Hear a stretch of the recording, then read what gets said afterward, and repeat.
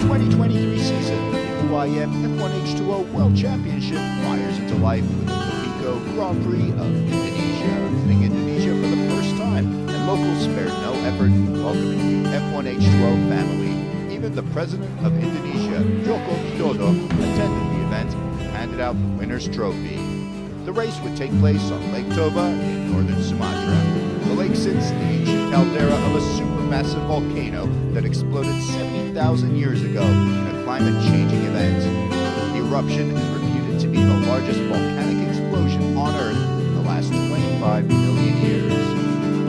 The circuit runs close to shore, providing ample room for the tens of thousands of spectators who lined it to watch the racing action unfold. The event was widely publicized in Indonesia, and there was no shortage of celebrities and government dignitaries at the event, meeting and greeting local teams and drivers. A few of the brave were able to get a taste of the thrill of an F1H2O boat by taking a ride in the custom two-seater version.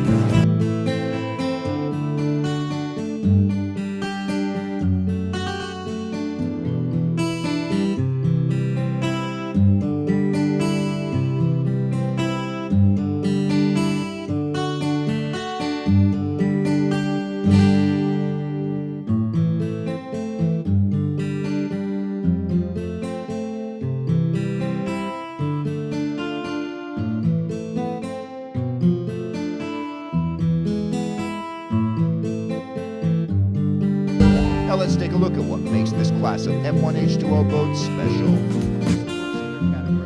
All teams use a stock 6-2-stroke that can pump out over 500 horsepower. The boats can reach speeds of nearly 250 kilometers per hour. Their ability for cornering is unrivaled. It is the absolute hardest thing in the world to drive consistently at a very high level. Every lap of your life always is different. So the boat is changing the angles, the waves is different each single lap, the wind is never same, so it's always very challenging and also make it interesting. You can go all over the world to different venues like we are in Lake Toba, and it's 900 meters above sea level on fresh water, and you've got to control a boat that's 1,200 pounds, that goes 140 miles an hour over the top of that water, and switch it up and go to a river with completely different conditions. It's going to be the same thing.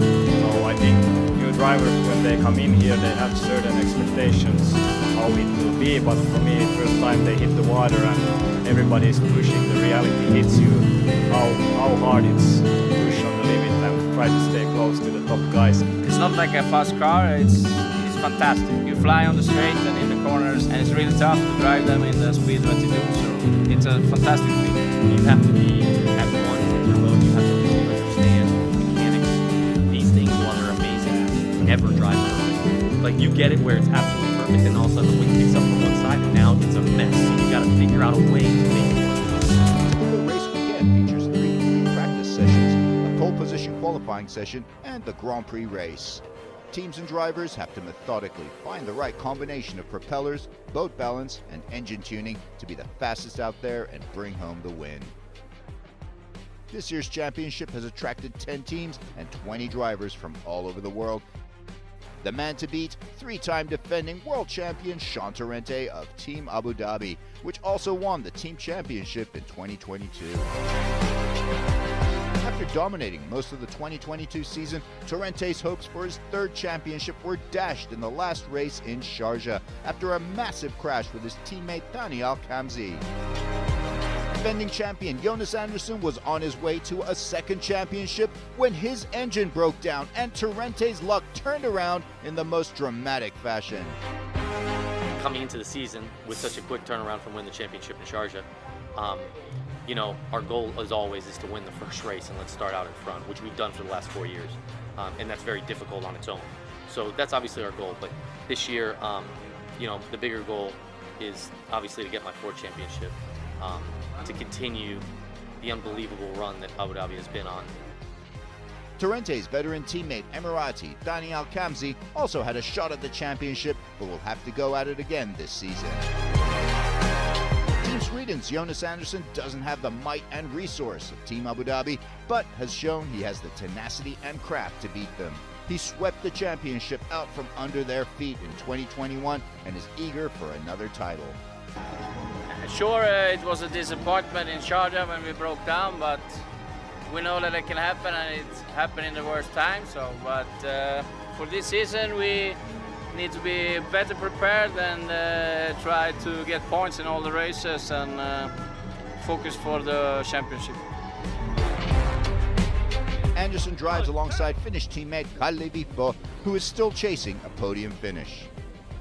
The big news this year is the return of Victory Team out of Dubai, a team with a long, proud history in marine motorsports. Also back in their number 4 boat is Eric Stark, who had a successful run in F1H2O until 2019 and has seen many podiums. So finally back after, I think, a 3-year break with the victories. You know, I'm very happy to be back with them. Like, we work really good together, and you know, we have the first practice now. To be honest, I'm quite nervous. We did some testing before Christmas, but yeah, you never know. He's joined by Emirati rookie Ahmed Al-Fahim. Sharjah team has left nothing to chance this season, and 2-time world champion Sami Selio has been preparing meticulously in the UAE since the end of last season. Yeah, okay, the boat has been repaired. The setup is more or less same than in Sharjah. A little bit changes, new props, engine is refreshed, and everything should be fine. So we hope we keep going where we left last season. We was quite much fighting for the poles and being in the top all the time, and that's our aim, to keep doing the same this year. His teammate Ferdinand Zandbergen won his first pole position and finished 5th overall last year. Gilman Racing's Finnish ace Alec Bäckström won Rookie of the Year in 2022 and is back with a brand new sponsor.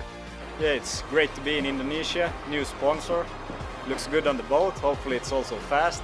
And the reception here has been unbelievable. The people are really nice and kind and helpful and try to do everything so that we feel welcome to this place. And the track is different from the other ones. We are really high, 900 meters from the sea level, and nobody has been here before, so nobody knows the tricks and secrets of this track. He drives alongside Philip Roms of Finland. China CTIC's two-time world champion Philippe Chiappe comes back as team and sporting director this year. His teammate, the hard-charging Frenchman Peter Marin, steps into the number 7 boat. They introduce American Brent Dillard as a second driver to race alongside Marin. Since I was 12 years old, started racing at 12, I've been wanting to, race with the best in the world, and Formula One, F1H2O, that's the best in the world, so. The Comparato F1 team also features a new driver, Australian rookie Brock Cohen. He joins Italian Alberto Comparato, a previous pole winner who had his first taste of an F1H2O podium in the last race of 2022. Stromoy Racing F1H2O team's Marit Stromoy is a former Grand Prix winner with 5 podium finishes to her name. She drives alongside Poland's Bartek Marszalek, who finished 6th in the overall after 3rd and 2nd place finishes in the last 2 races of the year. Maverick Racing Team sticks to its regular all-French lineup, Cedric Deguine and Alexander Bourgeot. F1 Atlantic Team rounds off the team lineup with Portuguese veteran Duarte Benavente lining up alongside British youngster Ben Jelf for the 2nd time. The tight, highly technical circuit on Lake Toba features 10 buoys, including 2 yellow right-handers. The conditions on this high-altitude volcanic lake present a host of unique challenges for drivers and teams. So coming here to Indonesia, and specifically Lake Toba and this area, is incredible. It's 900 meters above sea level, 3,000 feet above sea level. We lose about 15% of our horsepower because not only are we 1,000 or 3,000 feet above sea levels or 900 meters, it's hot, humid. For sure there's some power missing from the engine, so then you need to tune the props more. So you need to go probably down with the sizes, with the props what you normally use here to get it compensate for the power loss. But also you need to be safe with the engine because it's not the same setup than normally. You turn the engine rich or lean, so you need to find the right spot. But as the high altitude is a little bit more tricky.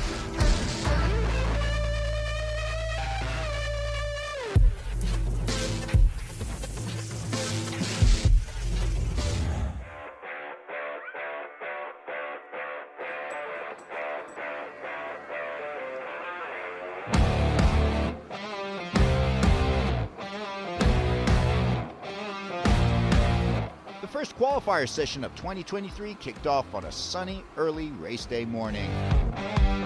Yesterday, Saturday, we had a situation where it was too windy to do the qualifying, way too windy, it was not even possible to go around. So today we're doing a very early qualifying, 45 minutes every boat, every lap counts. It's going to be very hard.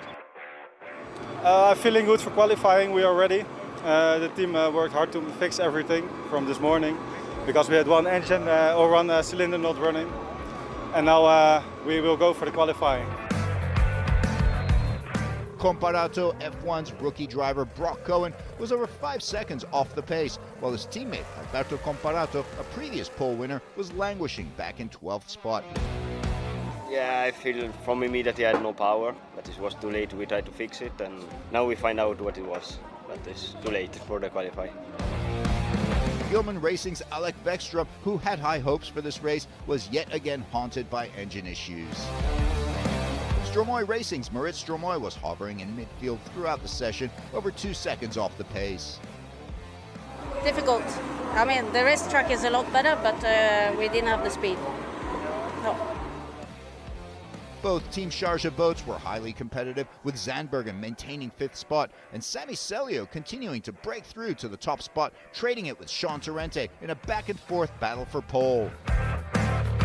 Daniel Kamzi had a decent run and was in the top 3 until the last 10 minutes when he dropped down to 9th, pipped by rookie Ahmed Al-Fahim, who was having a sensational first qualifier session, finishing 8th overall.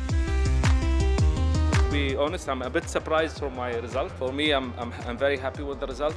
I'm learning. I'm really learning in this race. I'm learning turn by turn. The more I spend time in the water, the more I'm catching up, and I feel like I'm getting there.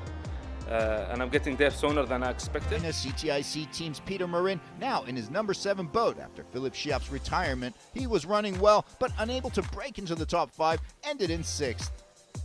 His rookie teammate Brent Dillard, in his first ever qualifier, would end in 11th spot. Great racing. Kalevipo of Team Sweden was almost 5 seconds off the pace and would finish in 14th, while his teammate, last year's defending champion and multiple pole winner Jonas Andersson, was 5th. I'm quite happy to be 5, and if I had it for the practice, I mean, yesterday it would be in a different story because the boat is very nice, but it was very different to drive. So. Sami Celio was in provisional pole with less than 4 minutes to go when F1 Atlantic's Ben Gell broke down on the course and the session was yellow flagged. The officials added an extra 3 minutes to the race clock after the number 9 boat was towed off the course. The race was now in the final minutes. Victory Team's Eric Stark powered through the field and found clear water to set provisional pole. Yeah, I think in the end. But I don't understand why I needed to wait till the last lap.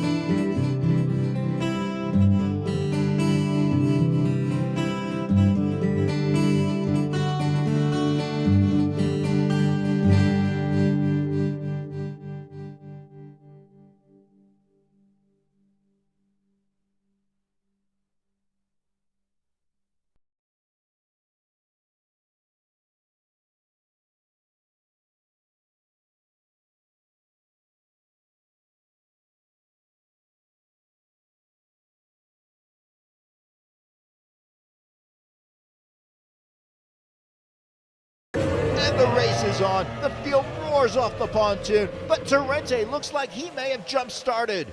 He leads Marsalek down that straightaway, but the pole has the inside lane advantage. Eric Stark is keeping them in check, while his teammate Alfahim also has a great start. The top 3 boats pull away from Celio in 4th as he struggles to maintain contact. Torrente leads to the commitment buoy, but Marsalek beats him to it and makes it around in the lead. Torrente 2nd, Stark 3rd. In the back, Alkamzi has a terrible start and drops back a position, passed by China CTIC's rookie Brent Dillard. Sami Celio has kept it tight. He is neck and neck with Eric Stark now.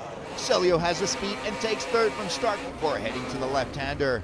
Eric Stark caught unawares as the veteran moves into podium territory. Now the young Swede has Jonas Andersson charging up behind him in a battle for fourth.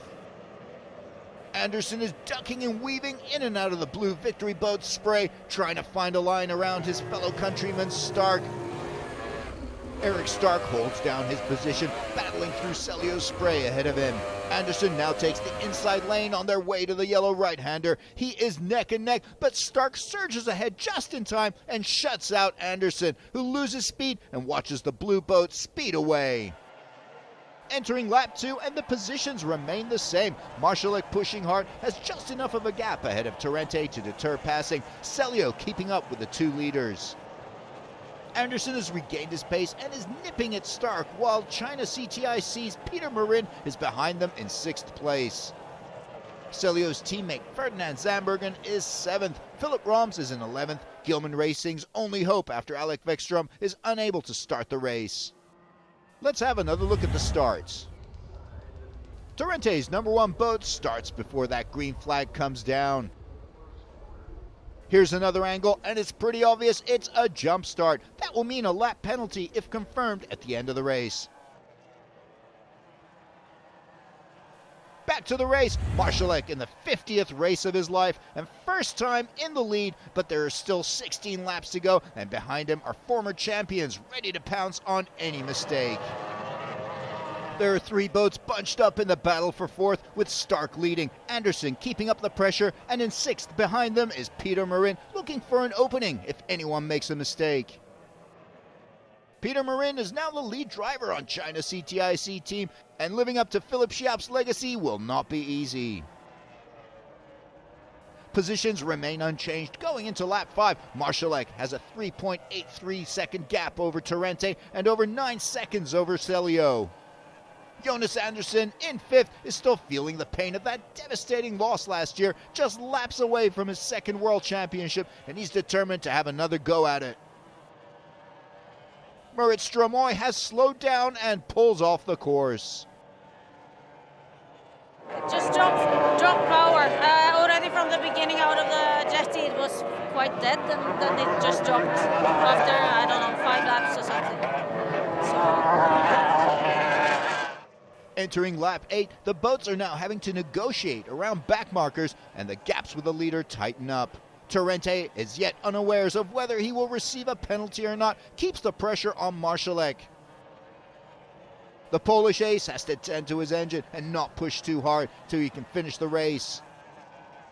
At the back of the field, Comparato is managing to hang on to 12th behind Gilman Racing's Philip Roms up in 11th. Victory's rookie Ahmed Al Fahim is having a great race, currently in 8th, looking to get some valuable points. Victory team already on track for a successful race, both their boats in points and podium range. Going into lap 14, Andersson has gone wide, seemingly letting up pressure on Victory's Eric Stark. He may be in trouble, and Peter Marin makes a move and passes Andersson, moving into 5th. And there's trouble on the course. The yellow flag goes up and the race is paused.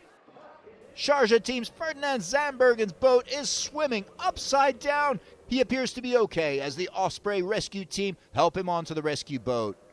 Here it is on the replay, heading into that left-hander. He catches an edge and barrel rolls. Here it is again. Bad luck for the young Dutchman and more work for his team. He is out of the race. The field now bunches up again and lines up for the restart. By the time the boat is cleared off, there is just 1 lap left in the race. It's critical now for Marszalek to get a good start with the likes of Torrente, Celio, and Stark behind him. There's the green flag. Torrente is fast and attacks on the outside. Marszalek has the inside lane and keeps his lead, but now they're in a drag race to the yellow right-hander, and now Torrente has the inside lane advantage. The crowds cheer on as Torrente pours on the power. Torrente passes Marszalek and definitely takes that right-hander, sealing the deal. Torrente is in the lead.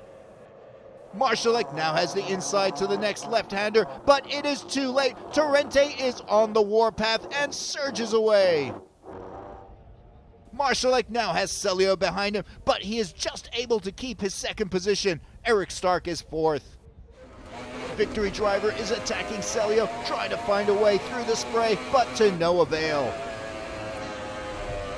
And there it is. What a dramatic finish to this race. Torrente crosses the line first, followed by Marszalek in second, Celio third, and Stark in fourth.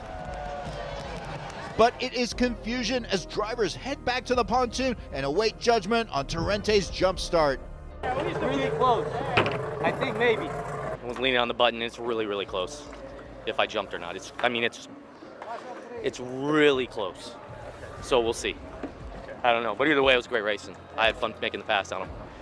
So the referees need to check up the videos, but anyway, it was good and nice race. So it doesn't matter which I will be second or first, but I really enjoy it. So after reviewing the video footage, the UIM officials determined Torrente had in fact jumped the start, and so Marszalek is number one. What a way to start his 2023 season. Al Gabzi manages to pass Al-Fahim and Brent Dillard on the final restart to end in fifth spot. Excellent racing from the Emirati.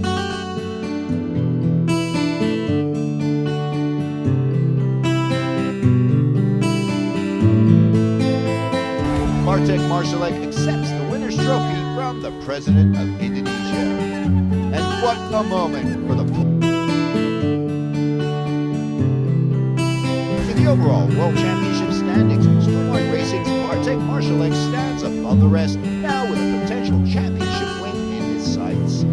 Sharjah team Celio should be happy in second, and the 3 team is off to a solid start with F1H2O comeback. Being away for this long, I really love this, and I'm so glad to be back, and I'm glad to be back with victory, and we were pushing, and in the end it paid off. So of course we always aiming to win, but minimum target is to be the podium, and we did it, so very pleased.